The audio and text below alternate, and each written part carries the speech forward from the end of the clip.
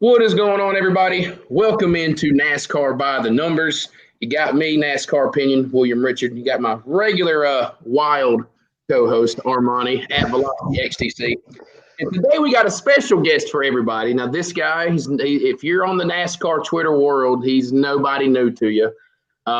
Maybe, it's hard because everybody says they're the number one fan of this person or that person, but this guy legitimately makes the case to be the number one Kyle Busch fan.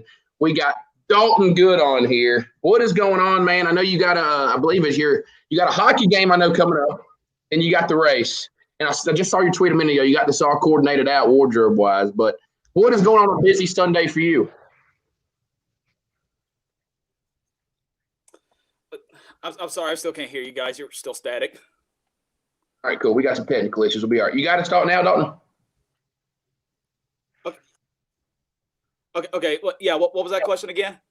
So I was just saying, so for a guy like you, I know you got a hockey game. You got obviously racing in New Hampshire today. Kyle Busch is going to be a favorite there. How do you coordinate a day like this? I saw you got your wardrobe ready.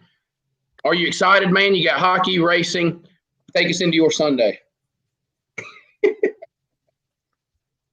Okay, now I got you. Yeah, so usually this is kind of a tough day for me. Like it also comes to Carolina Panthers games, Tennessee Vols games, and Preds games. I mean, I always want to watch the race, most importantly, but like when it comes to Nashville games, Tennessee Vols games, and Carolina Panthers games, I always got to switch back and forth. But Nashville starts at 1 o'clock, as a matter of fact, and then we got the race at 2. So I'll probably just end up watching like the entire first period of Preds hockey. Then the race will start. Then I just got to switch back and forth. But yeah, man, I'm just so happy hockey's back. I really miss National Preds hockey. So let's go try to win that Stanley Cup, baby. Let's go.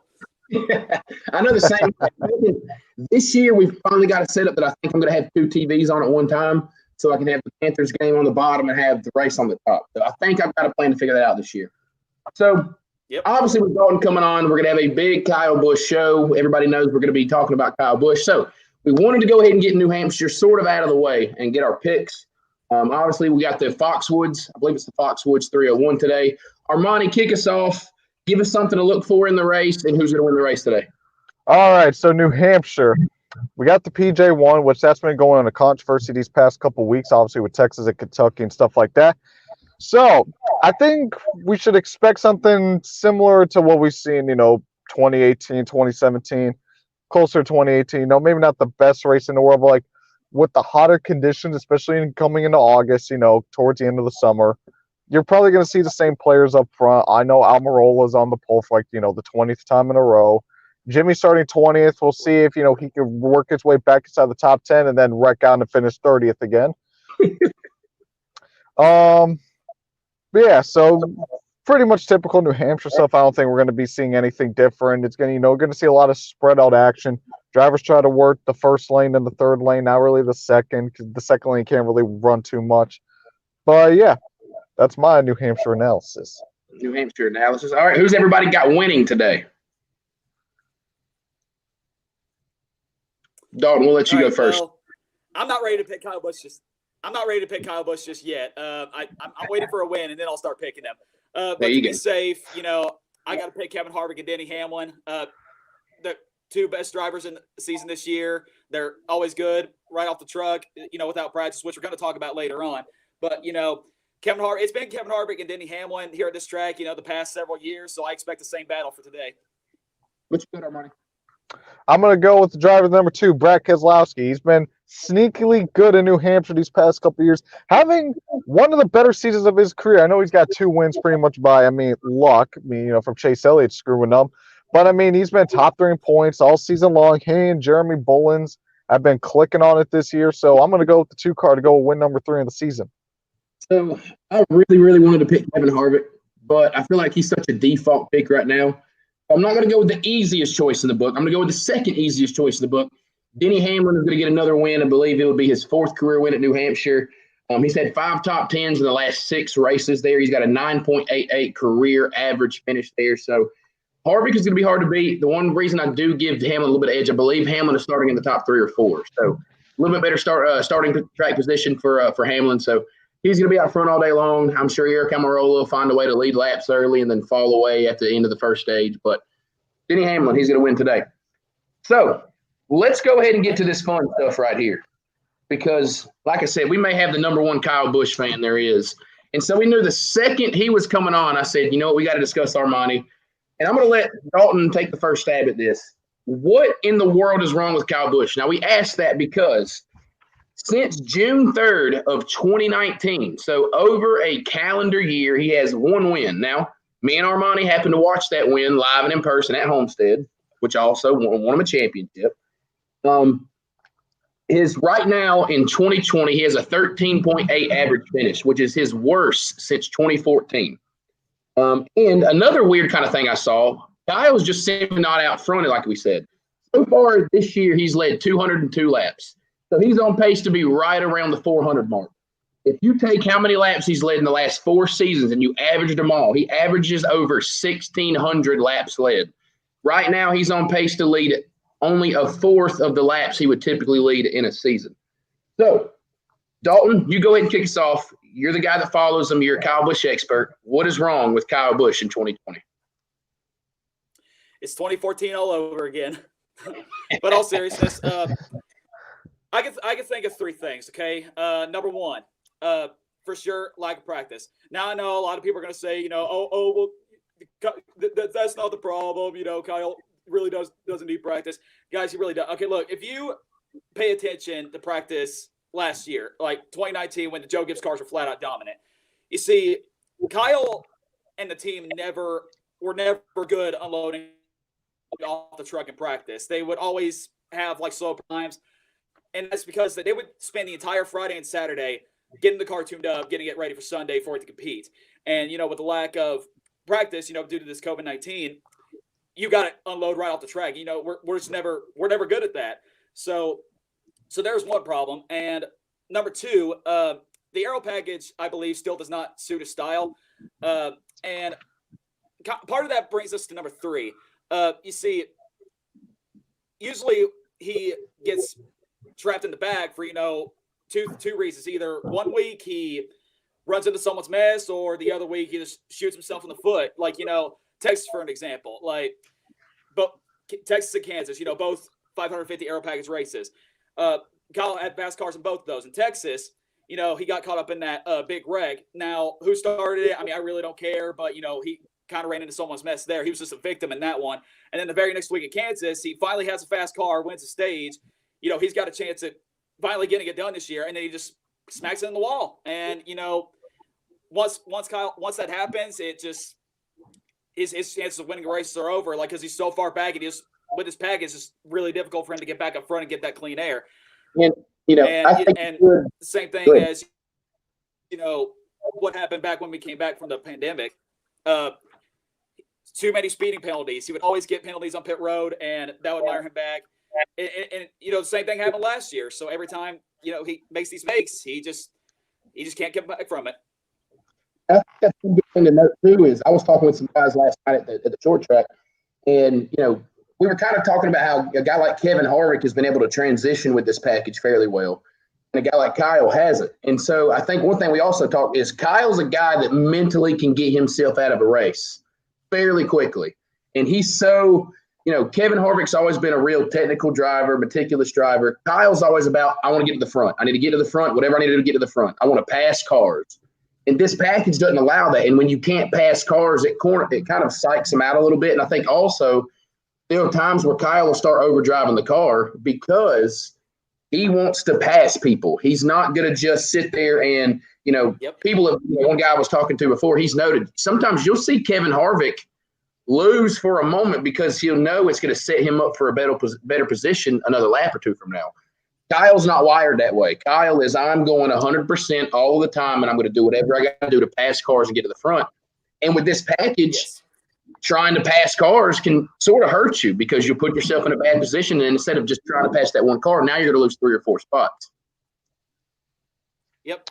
And another thing I got to bring up, Kevin Harvick, he's always good unloading off the truck, with this package. Like, if you paid attention to practice last year, Kevin Harvick would always be fastest in practice. He would already have it tuned in. And, again, with you having to unload right off the truck, like your first laps or lap 1 of the race, that's kind of to Kevin Harvick's advantage, kind of. Oh, yeah. Armani, what you got on it? I got a couple things. Number one, I do agree, lack of practice. I mean, Kyle Busch, especially 2018, he's never really good at the first half of the race, but he always shows up at the end. I think it's because, the team finally understands, what to do with the car. With lack of practice, obviously hurts it. Number two, I think some teams are actually starting to catch up. We talk about the aero package, but, I mean, he dominated last year. And he had like an 8.9 average finish at the end of last year. So, I mean, yeah, the aero package, it doesn't suit his style, but I mean, he won at tracks like what? Pocono, Auto Club, Bristol. I mean, that's a short track, but there was another track, and Phoenix, these tracks where, you see the aero really, you see a difference. So I don't know. It's like, I do think an aero package is one thing, but it's like, I think just other teams have caught up to this package. And so now you see that happening. I mean, you saw like Hamlin, Harvick. I mean, Harvick took like half the season last year to finally win. I mean, obviously with SHR, I just think that these teams that were slacking behind, they're finally starting to catch up to Kyle Busch and actually, overtake him. And number three, I feel like not a lot of people are talking about this, and I think this is really where you see the calendar year. Because when you think about, okay, he only won one race in the NBC portion last year. I think he and Adam Stevens, their time is up. I mean, I just don't think the chemistry might not be working anymore with the, Adam Stevens and Kyle Busch. Because I mean, obviously, he had a great start last year, and then towards the end of the year, I mean, think about it. Going into Homestead last year, Kyle Busch, if you asked a lot of people, Kyle Busch would have been the underdog. I mean, Hamlin came off of his dominant Phoenix win. Truex, he was on fire in the playoffs. Harvick dominated Texas. And Kyle Busch, he nearly got knocked out of Phoenix by Joey Logano. So I think maybe he and Adam Stevens are just not clicking anymore. I mean, hey, we've seen it with everybody. I mean, we've seen it with Jimmy Johnson and Chad Canals. We've seen it with, Paul, obviously the Penske cars. Really, the only crew chief pairings that's like been for past 5 years has really been Kevin Harvick and Rodney Childress. And hey, eventually that duo might break up soon if they don't perform. So I think Kyle Busch and Adam Stevens may not just be working out. I would not be surprised if at the end of this year, Adam Stevens is either going to, like, let's say the 20 car or the 19 car, or he's just flat out done as a crew chief. But don't be surprised to see Kyle Busch with a new crew chief next year. Go ahead, on. Yeah, one thing I got to bring up real quick. I'm glad you brought up the Adam Stevens thing because, look, I love Adam Stevens. He's my favorite crew chief that Kyle's ever had. Steve Addington, he just sucked, to be honest with you. And Dave Rogers, he was kind of a, what? I mean, those two did not work together at all. But when Adam Stevens came along, that team just got better. And, Adam Stevens and Kyle have been doing a great job working together for so long. Adam did a great job at keeping Kyle calm, keeping him focused. And this year, they just lost it. And I saw it at Kentucky.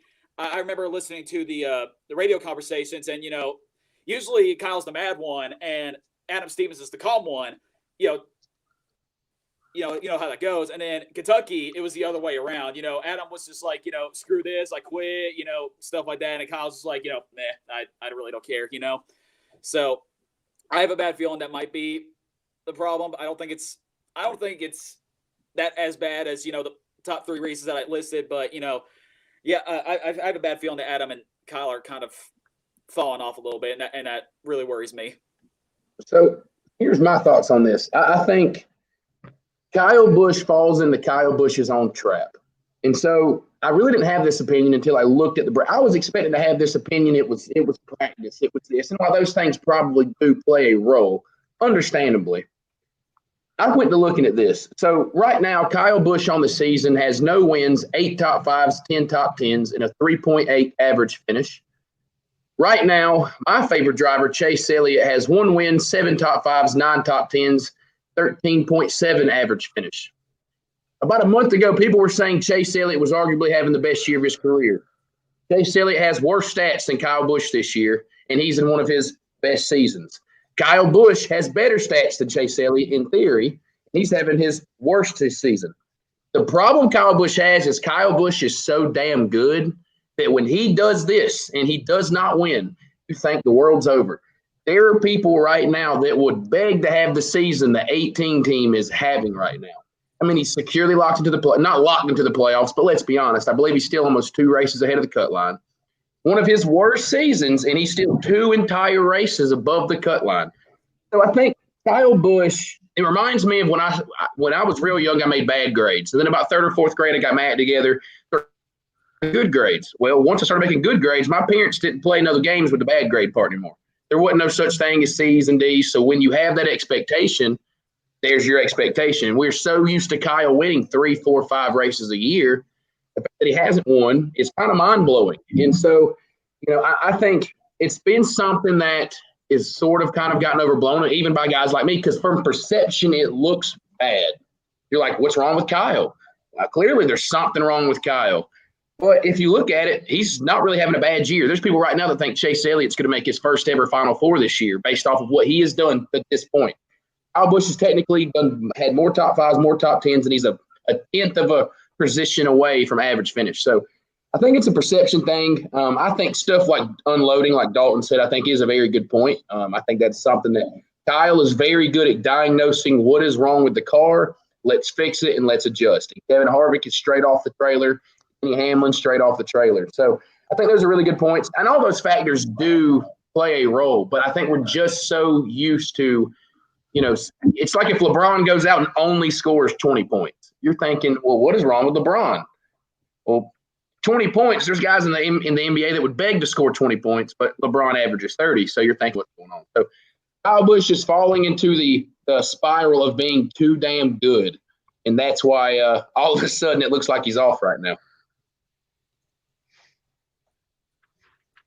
But moving kind of forward, this year we're seeing kind of, I still have Kyle as I'm going to stick with him for now. I made a prediction that Busch was going to win his 3rd championship this year. Now, this is back in January. A lot of stuff's going to have to change if that happens. But knowing him, he'll freaking make the playoffs with no wins, go win 3 or 4 races, and win the championship with Phoenix this year, which I'm sure Dalton would absolutely lose his mind if that took place again. But that would be pretty cool. So we're going to kick this off. Another thing we wanted to talk about was, Kyle Busch, it's so mind-blowing to me. I think his rookie season in Cup was like, what was it, 2004, 2005? 05. 05, right.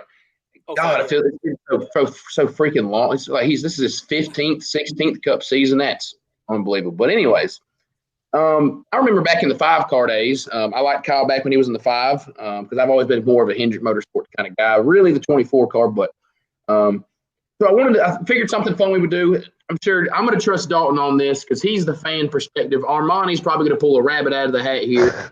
I'm going to go with what I think is. So let's look at the top 5 moments of Kyle Busch's career. We'll all start with number 5. We'll let Dalton kick us off. Then we'll go to Armani. Then we'll switch back to me. And then obviously if there's a point there, we'll discuss it. So number 5, what is the number 5 moment in Kyle Busch's career? Okay, in my opinion, I have it written down right here, by the way. My top 5 Kyle Busch moment at number 5 was the 2012 Budweiser shootout win, in my opinion. Him saving that car twice and going on to beat Tony Stewart in that photo finish, I still don't know how he was able to do that. That was one of my favorite Kyle Busch races I've ever watched. That was back when the pack racing, came back to the cars, and it was a very treacherous race. And I'm like, I really want to survive and win this thing. And, I remember when Kyle got together with Jimmy, like to save it the first time.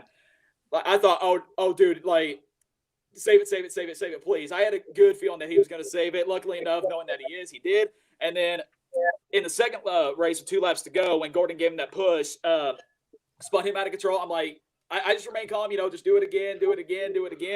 We were good to go. And then 2 laps to go, you had that 2-car tandem finish. Kyle hooked up with Tony Stewart, got a great run. And the car was dragging, for God's sakes, like coming out of turn 4. And I'm like, bro, how did he do this? Like, that was one of my favorite Kyle Busch wins of all time. So, yeah, I got to go with the 2012 Budweiser shootout win. One of my favorite races I've ever watched in my lifetime in NASCAR. Armani, what you got?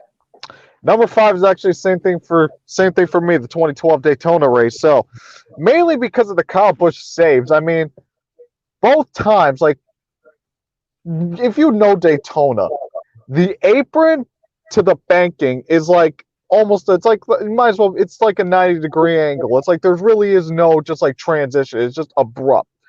And for Kyle Busch to get spun all the sparks flying, obviously damaged the splitter a little bit, but it's like to do that and save it, not hit anything twice, might I add. I mean, that's just a showing of true talent. I always say it's weird because when you see a driver avoid a wreck or like, the way they maneuver the car, that's one way where you could tell, okay, this driver is really one of the best driver, like wheel a race car. Not necessarily, I mean, dominating a race, you could say it's because of the car, the crew chief, or the setup. But when you see something like what Kyle Busch did, that's when you could tell, okay, this driver has like the stuff. He has the just the raw talent. So, and obviously he went on to win the race too, which is like even more baffling. So me and Dalton, we got the same number 5, the 2012 Daytona race. That was not even on my radar. I'm glad we brought y'all in or brought Dalton on here because, and then clearly Armani was thinking it, so maybe you two secretly linked up and talked about this. Good point. Nope, I swear. That shows you how many good moments he's had. That didn't even cross my mind as like a top 5 moment. So mine, I feel like the order of mine may be a little offsetting. I might have 1 or 2 people don't expect on here, but my number 5, and this shows you. And I have a good explanation for the ones above this. This shows you how good his career has been. And this is my number 5 career moment. His 2015 Cup Championship. There's a lot of controversy with it. I've always said, people try to shit on Kyle the way that it happened, but he played by the rules. NASCAR gave him a waiver. It was NASCAR's fault he got injured to begin with. Remind everybody of that. So I've always said he's a legitimate champion. I mean, he played by the rules. If anything can be blamed, it's the playoff format. It's not Kyle. In fact, Kyle did more than anyone else had to do because he had to obviously remember that season. He was behind the 8 ball, had to win, had to get the top 30, do all that. And I think that 25th, anytime you win a championship, especially that first championship, it shows that you're a legitimate contender in this sport. And big deal for Kyle, obviously, his first Cup championship. To me, you got to have that championship on here. What a big moment for Kyle at that point. And but yeah, that's my number 5. If y'all are ready, go ahead. Dalton, we'll go back to you. Number 4, what you got?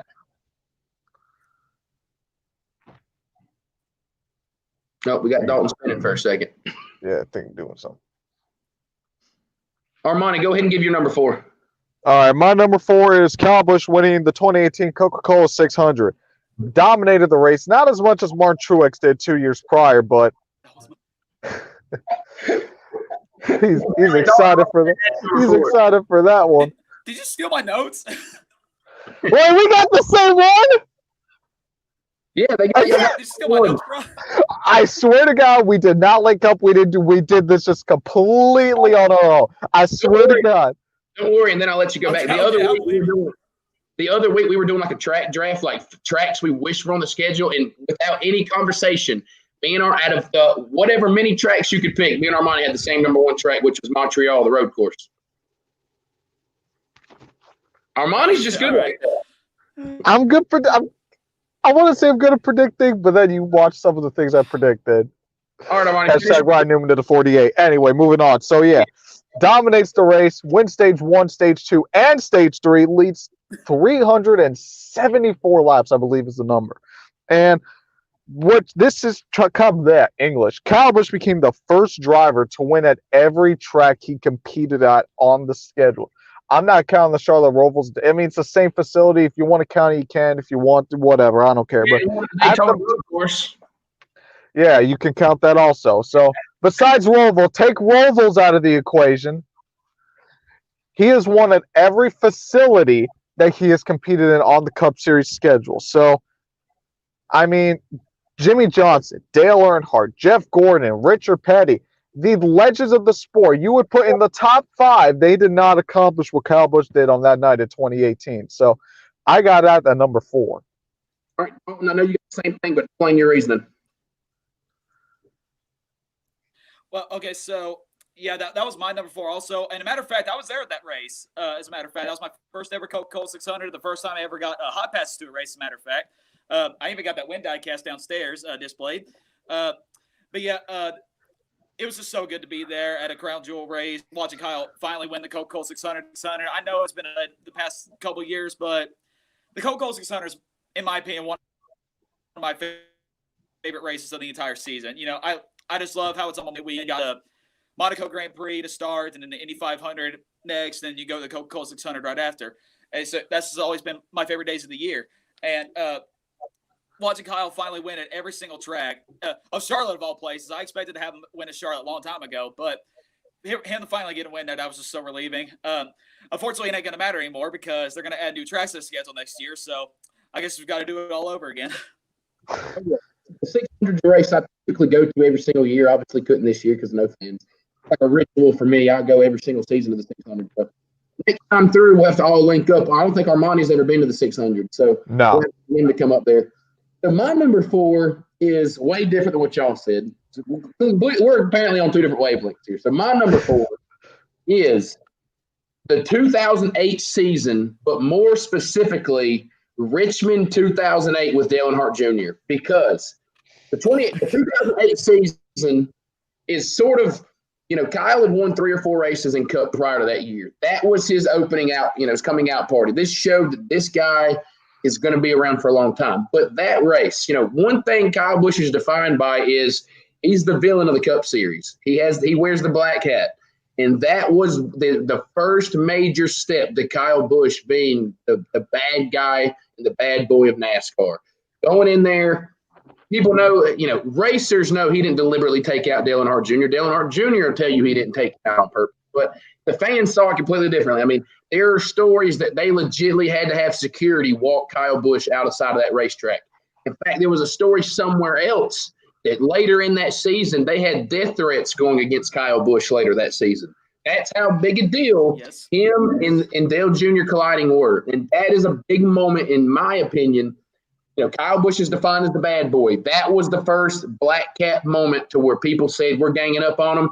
And that's back. I miss this Kyle Busch sometimes.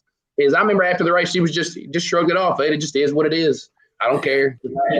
And so it all sealed the deal. And number 4 is a reason, I've always said I think Kyle's respect level is going to kind of be like Gordon's. And as later he gets in his career, the more and more people are going to enjoy Kyle Busch. I've learned to respect Kyle Busch immensely. But that moment right there is what kind of kicked off. The boos that you hear right now when Kyle Busch gets introduced, half of them still extend from Dale Jr. in 2008. So that's my number 4. So, Dalton, we'll head back to you. Number 3, what you got? Number 3, I got the 2010 Bristol Sweep, the first ever Bristol Sweep that I saw in person. So Bristol's my hometown track, okay? And, I go there twice a year, every year, spring and night. And for Kyle to finally get win at Bristol, the 2010 was special. And I know he won in 2017 also, but the 2010 one, I think was more special to me because a lot happened that weekend. I remember, he's lucky a caution came out in the truck race because he was running out of fuel in the final turn, but luckily a caution came out that got him the win. And then, in my opinion, the best part of that weekend was his clash with Brad Keselowski on a Friday night nationwide race. Oh, man, I was cheered for that one. And then the very next day, Brad Keselowski comes out, sees his famous words that he said, and then Kyle able to win in the Cup. And then my favorite part of that weekend was when he was in the media center and Marty Smith saying, what did you think about Brad Keselowski's little speech there? And Kyle goes like, who? Oh, man, that was just awesome. And then, and then later he goes like, Brad Keselowski? I said, yeah, I don't know who you're talking about. And Marty's like, okay, he drives a 12 car. Kyle said, I saw it, but I passed it. What you got, Armani? My number 3 is Kyle Busch's 2004 Xfinity Series rookie season. I would have gone with this 2005 Cup season, but then looking at the stats, yeah, he won 2 races, but at the end of the day, it was not a good rookie season when you really think about it. But his 2004 Xfinity season, he gets 5 wins, 16 top 5s, 22 top 10s, leads 1,108 laps, has a 9.5 average finish. He would have won. He nearly won the title of his rookie season. Obviously, Martin Truex Jr. went on to win the title, but in my opinion, it's like obviously we've seen drivers like Dale Earnhardt Jr. and Kevin Harvick, but I believe Kyle Busch was 18 at the time. He was really, I don't even think he was 20 at the time yet. So to see a driver, this was before the Chase Elliott's and the William Byrons and the Tyler, drivers are like, okay, you'd expect them to compete for the title. But this was before we've seen, drivers that young just go out and just dominate a season and, compete for wins and titles like Kyle Busch has. So 2004 Xfinity season's like, I don't know, like that season just pops out to me when I think Kyle Busch. Gotcha. My number 3. Yeah, see, I'm not familiar with that, to be honest with you. Like, I wasn't a Kyle fan until 2007. There you go. He came in at the right time, right when Kyle was primed and ready to roll. Yep, that's my right. Number 3 moment is the 2015 crash at Daytona. That crash single-handedly, to me, motivated that championship that year. If that crash doesn't happen, I don't know if Kyle wins the championship that year, because Kyle's mindset had to be changed. Up until that point, Kyle was a guy, had a great regular season, but could not get it done in the postseason. I remember it was a storyline. 2008 wins 8 races in the regular season, drops like a rock in the chase. Disappeared. Finished 10th I believe out of 10 drivers still at that point. 10 out of 12. 10 or 12. He finished 10th. There was another season a year or two after he did the exact same thing. Won races and then came to the playoffs and he just destroyed it. And so, that was a narrative for Kyle's career. In 2015, I think it changed who he was. People don't remember the crash at Daytona where he hit non-safer barrier wall. How that still existed, I have no clue. At Daytona in the Xfinity Series race, I think it was both of his legs that he broke. Had to relearn like everything. Had to walk again, all this kind of stuff. Fortunately, he had a decently speedy recovery. I think he only missed 11 races. Somehow he only missed 11 races. Gets back in the car. Everybody remembers the deal. Can he, he's going to have to get top 30 in points. Then he's going to have to get a win. He did all of that within a handful of weeks. And I think that single-handedly catapulted him to a championship, because that motivation to do that in that season, it goes a long way. And also, weird kind of way, you see this, is if you took those, Kyle was always good the first 25, 26 races of the year.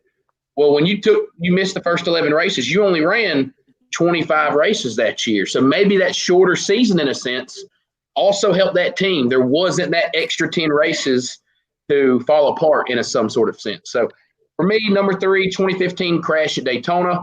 Dalton, go ahead and hit us. What's number 2? Slide job.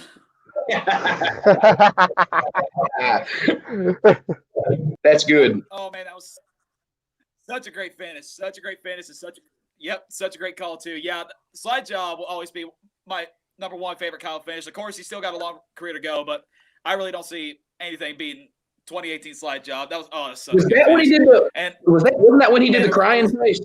Yeah. I thought that was it. Yes. And if you don't like that kind of racing, don't even watch. Yeah, that was perfect. I remember watching that race. It was fun, and battling with Larson, which that's been the interesting story since. But Dalton, you break it down for us, because to me, I'm just a race fan watching it, but your guys involved. So how did it feel watching that happen right in front of you?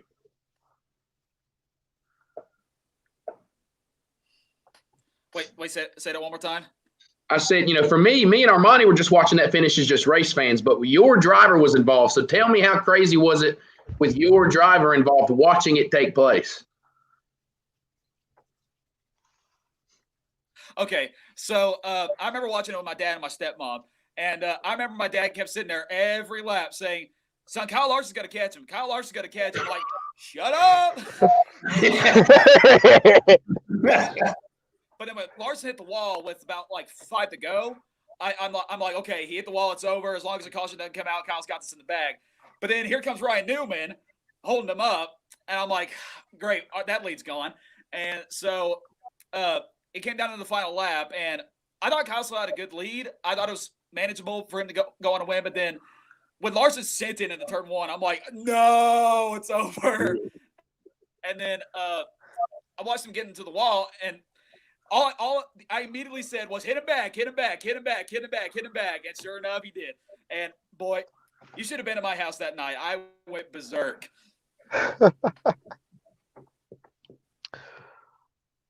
What you got, Armani? My number 2 is the other Bristol sweep, the 2017 Bristol sweep.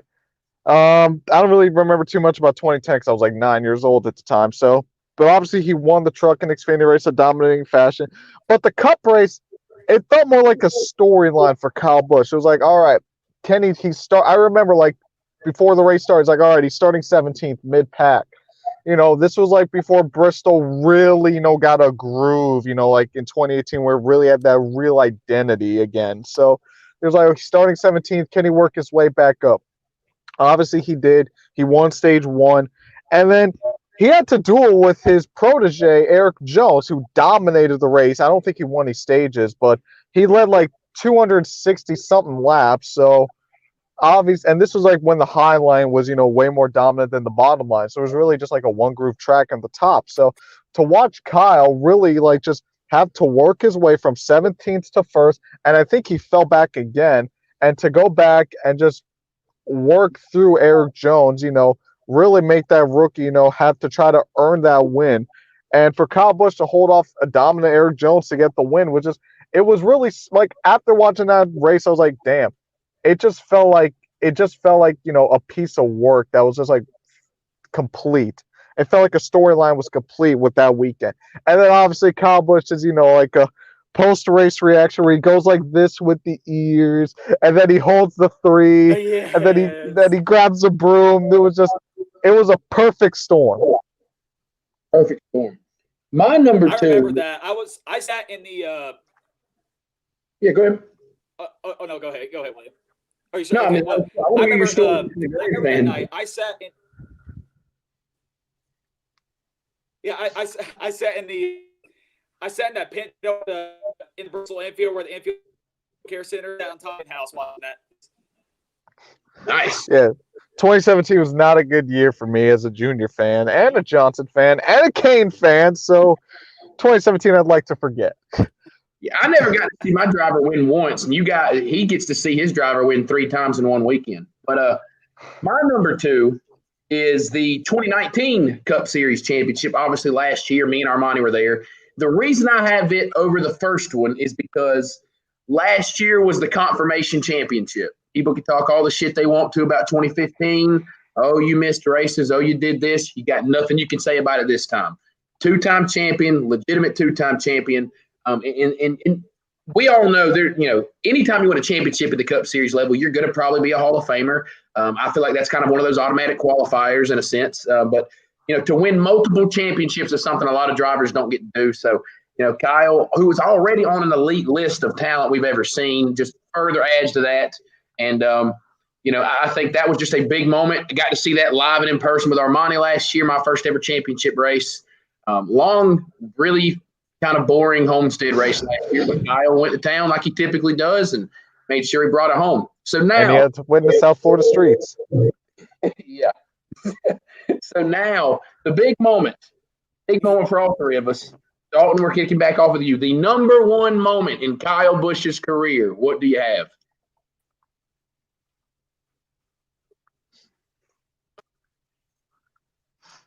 Okay, so William, I apologize in advance. This was your number 5, and I know this really upset you as a Jeff Gordon fan, but the 2015 championship race in Homestead, Miami is my number 1 Kyle Busch moment of all time. And that was a special weekend that week. I was actually there for that race. So my mom made a deal with me that year saying that if Kyle makes the championship 4, I'll take you to Homestead, and you get to watch him run. I'm like, wait, really? And then sure enough, he got into the Final 4 after Phoenix. And so what me and my mom did was we flew to Orlando that Friday, and we spent the first 2 days at Disney World. And then on early Sunday morning, we drove all the way from Orlando to Miami to go watch that championship. And at first it was raining when I got there. And I'm like, man, I hope we can get this going because we got to leave tomorrow. And we didn't know what to do. But sure enough, the rain finally stopped, and we were able to watch that race. And then, man, I don't know what to say, man. It was just such a relieving moment. Like, those final 7 laps were nerve-wracking sitting in those stands because I remember Kyle dominated, and I thought this is it, this is the day, and then the caution comes out with for the debris, and I got nervous, and then luckily, he was able to hold off Brad Keselowski on the final restart. And Keselowski was ended up being nice to him because he gave him the high lane to restart. So thank you, Brad, for that. And Kyle went on to win the championship. And, boy, I honestly cried. I'm not going to lie. Yes, I cried. My mom caught it on video. So it was just a special moment because, back at Daytona, I didn't know what was going to happen. After he broke his legs, I thought, well, the season's over. I mean, there's no way we're going to make the playoffs. We're going to be out for probably August. So, I mean, call it quits. But then, to go through that, not having to watch Kyle run for 11 weeks and for him to win a championship with me being there was just a special moment for me. Oh, yeah. I swear to God, me and Dalton did not coordinate this. I swear to God. Oh, my God. Oh. Yeah, that's my number one, too. It's 2015 championship. I swear we did not coordinate this. I mean, when you have comeback. I guess. Listen, when you think of comeback stories, Kyle Busch's 2015 championship has to be put, in my opinion, at least in the top 10 or top 5. To go from breaking both your legs at Daytona, missing 11 races, and then he does what he always does. We talked about, Kyle Busch won 4 races in the regular season, including 3 in a row. I believe it was Kentucky, New Hampshire, and Indianapolis. And then in the playoffs, he had to fight through adversity in the playoffs. So I think this we talked about before. This is really where the season where Kyle Busch learned to make it through the playoffs. And I think the knockout format helps out a lot with that, or it's kind of like a reset. You just have to worry about 3 blocks as opposed to, a whole one gigantic 10-race block. Because I remember Dover, back when Dover was the final race of the first round, he could have gotten knocked out of that race too. He could have easily missed the Final Four at Phoenix. And to come through that adversity and then make it to Miami and make a statement saying that I am one of the best, I am here to stay. That is, you could say what you want about the playoff format or how he did it. He played by the rules. But I think this is really the race where it just showed that Kyle Busch is one of the best to ever wheel a race car. And it shows, too, in 2016. Really, 2016, he dominated. 2017, 2018, 2019, obviously won the title last year. This year's a little bit off. But it really, 2015 is where it started, where you could say Kyle Busch can win week in, week out, will always compete for a title until who knows how long. I mean, there's people out there last year who were saying that Kyle Busch was never going to have a winless season. I mean, that may change this year. Who knows? We still got a couple races left to go. But, I mean, he's gotten to the point where it's like Jimmy Johnson says, where we used to say never doubt Jimmy Johnson. Can we please, Jimmy Johnson, please win a race for the love of everything that is holy? Never doubt Kyle Busch. Yeah, that's true. Never doubt Kyle Busch. So, my number one, completely different thing. I feel like if this moment doesn't happen, none of these other moments even have a shot at happening. My number one moment in Kyle Busch's career is when he decided to leave Hendrick Motorsports and go to Joe Gibbs Racing. I guarantee you Kyle could have stayed at Hendrick. There's controversy of what could happen here, what could happen here. I'm sure it was Kyle that made the decision to leave Hendrick. But you got to remember, so at the time, Kyle was in the 5 car. 5 car has always been the 3rd or 4th car at Hendrick. It was in the middle of Jimmy Johnson's 5 in a row championship reign. Sorry, Armani, those days are gone. Jeff Gordon was still there. Kyle Busch was never going to be the number one guy at Hendrick while both of those 2 drivers are there. If Kyle never leaves Hendrick Motorsports, will he probably get a couple more wins? Probably. But Kyle likely never becomes who Kyle is now. He wasn't going to get the top stuff. He wasn't going to be the number one guy. He may have not went out and ever won a championship. He's not going to go out and have the opportunities he has created for himself now at Hendrick Motorsports. And so that was career defining. I mean, that was a career defining moment right there. If he does not leave Hendrick, he most likely never becomes who he is now. Doesn't get the exposure that he has now, doesn't win the championships that he has now, doesn't win the races he has now. So to me, that's the number one moment is if he had stayed at Hendrick Motorsports. Now, in theory, you would think maybe Hendrick would be better than they are right now, even though they're not terrible. For one, we've seen Hendrick decline while Gibbs has done nothing but grow and get better. And then again, like I said, he would have never been the number one driver while both Jeff Gordon and Jimmy Johnson were still there, and including Dale Earnhardt Jr., who would eventually come to the team. So Kyle Busch would have likely been the fourth driver there, undeservingly be the fourth driver there in terms of who got the number one, leaving Hendrick Motorsports and going to Joe Gibbs Racing. So we have one last thing we wanted to do. Typically don't do this, but while we've got the Kyle Busch expert in Dalton here with us, we had a couple of questions people wanted us to ask. So I'm going to go through here. Dalton, if you're ready, I'm going to go ahead and get a question ready for you. This is probably the toughest one because you've really mentally got to take some notes here. So it's at Ellis Husky asked, what is your favorite primary yellow M&M paint scheme? The yellow scheme. What's your favorite version of that? The yellow scheme you said? Yeah. My favorite yellow Kyle Busch scheme has to be this. You can't see the camera. Yeah, the championship diecast that he ran in the Busch class this year. The one with the championship trophies here. I'll get it, or probably get it out here. Yeah. Just 1 second. Now, what is your favorite overall scheme that he's ran? Oh, the overall. I'm sorry. No, you answered it right. I like the green one. I love that crispy green. That is true. That crispy green is awesome. Oh, yeah.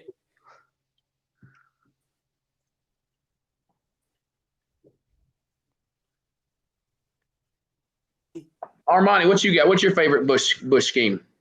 All right, yellow scheme, same thing as Dalton's, the 2020 Busch Clash one. I mean, to have the championship there, I mean, that was pure gold in my opinion. I was like, oh my, I need to get a diecast of that thing, honestly. My favorite all-time scheme? I think I have to go with the Interstate Battery scheme that he's running this year. I don't know why. I like the metallic green. I like the lightning around it.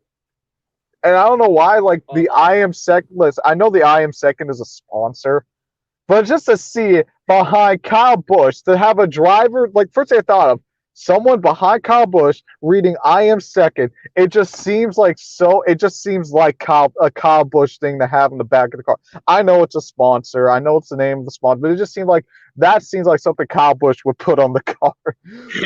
That is a good point. My favorite overall scheme is probably the green one. The green one that in 2015, that was a pretty badass paint scheme. Then a couple of the blue ones he ran was pretty cool. I'm waiting for a Starburst car. I want a Starburst car to happen. I want them just to run the pink strawberry Starburst car, and then I think everything will be complete, and we'll be good to go.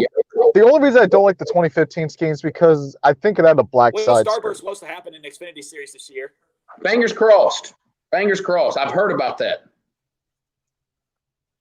Well, right. I think it's over now. Like he was supposed to run it at Chicago and I think New Hampshire, but with the COVID schedule changes, I think that's not happening anymore, unfortunately. Right. So second question to sort of both of y'all. We'll kick off with Dalton. And this is my favorite question because I've never thought about this. So obviously we know Kyle Busch Motorsports, KBM, is big and huge in the truck series. They're in late model racing. Saw some dabbling in the Xfinity series. So question, do you think KBM ever becomes a Cup Series team down the road? I still have a hard time believing that, to be honest with you. I just don't know if they have the sponsorship funding to do that yet. I mean, it could be a possibility, but that'll probably be a long, long time right now. But I would like to see it happen, but as of right now, I think they're still going to stay in trucks. And you got to remember, they did try nationwide here back in 2012, but they didn't have much success with that because of lack of sponsorship. So I think if they get the sponsorship funding, they could be a team, but that could be again a long time from now. All right, Armani, give me a quick hit. I don't think they're going to Cup anytime soon. If they do, it's going to be after Kyle Busch retires, in my opinion. While he's a driver, while he's with Joe Gibbs Racing, I don't see it happening, and the only way I can see it is if they third time's the charm on a Joe Gibbs affiliate Toyota car. That's the only way I could see KBM getting in the Cup anytime soon. But yeah, if it happens, it's not happening for at least another decade, in my opinion. Yeah, it makes a lot of sense. I think if it ever happens, it'll be a Tony Stewart situation, but maybe Kyle would be done driving. where maybe Kyle would help buy out another organization and sort of have a partnership. But I think at that point he'd probably be done driving because I would assume it'd be with Toyota. And he's not going to compete against Gibbs unless Gibbs, again, is going to give him an alliance. And so, obviously, I know you guys. I know Dalton's got a hockey game. Armani's got to go to work. So I got one more question. We had a couple fans ask this. Dalton, kick us off. How many championships do you think Kyle Busch wins before he retires? I'm going to go with a fair score here. I'm going to say around 3 or 4. I think that's honestly fair. 5 could be a possibility. I would go at least 3 or 4, no more than 5. No more than 5. What you got, Armani? Yes, I think I don't know why Kyle Busch just screams 3-time champion. I think he's going to stay at 3 or get 3 and stay there. I'm thinking 3 or 4. I think maybe another year or 2 he'll win the 3rd one, and then I feel like there could be 2 or 3 years where he doesn't, and then he kind of gets another one, kind of like how Jimmy did. Get that 4th one to kind of match Gordon. I know Gordon was a hero of Busch's, so that'd be kind of cool little story to end off on. But I say 3 or 4 is kind of the mark. So with that being said, like I said, I know it's slowly approaching 1 o'clock. Armani's got to get his butt to work, or he's going to get fired. Then he can't do the podcast anymore. And then Dalton's got to get ready for some hockey over here. And then we all got to get ready for the race here in a little bit. So with that being said, Dalton, man, we greatly appreciate you. Dalton, we greatly appreciate you coming on, man. You added a ton to the conversation today. It was nice to have a Kyle Busch expert. And, you and Armani, I know it happened, got behind the scenes, got the same list going. I get it. It did not happen. It did not happen. So with that being said, I appreciate you guys. Dalton, I know they can find you. I believe it's at Dalton Good 18 for you. Armani is at Velocity XBC. And then for me, it's at NASCAR_opinion. So with that said, everybody, we appreciate you watching. Again, thanks again to Dalton. Did a great job today. We'll have you on again in the future. Talk a little bit more about KB. We're going to get out of here, and we're going to have us a little Sunday afternoon. Y'all go enjoy, whether it's hockey, racing, whatever. We'll see you next time. Yep. Thank you.